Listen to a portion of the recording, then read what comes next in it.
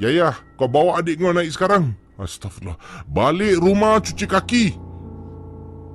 Casey, makcik ni terus baca Casey, tak tahu apa dia baca.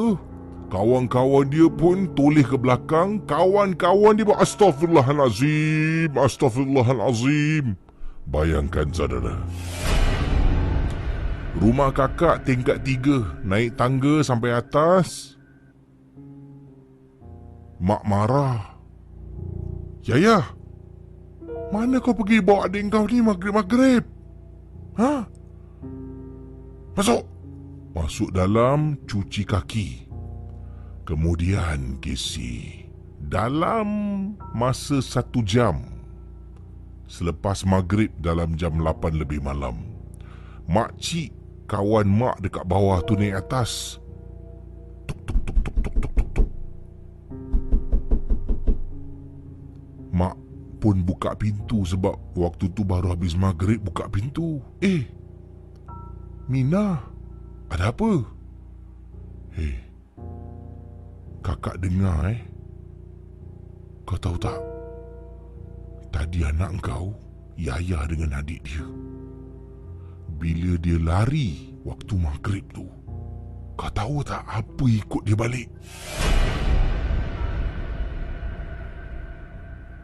Kemudian kakak tanya apa?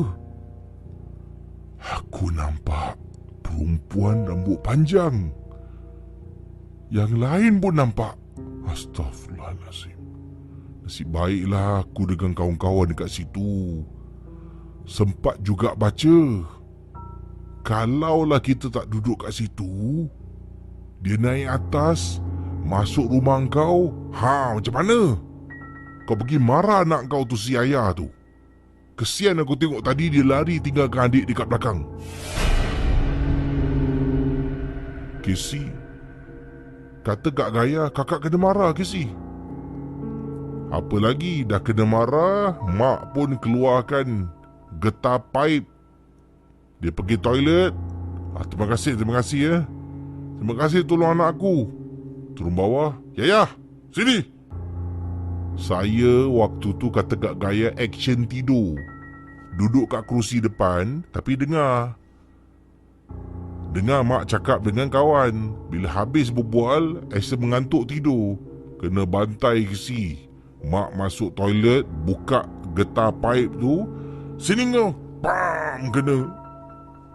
Yayah kena, adik pun kena. Casey, sejak hari itu Yayah tak merayau lagi sampai kat ujung jauh, katanya Kak Gaya. Tak tahu apa dibuat pada waktu itu.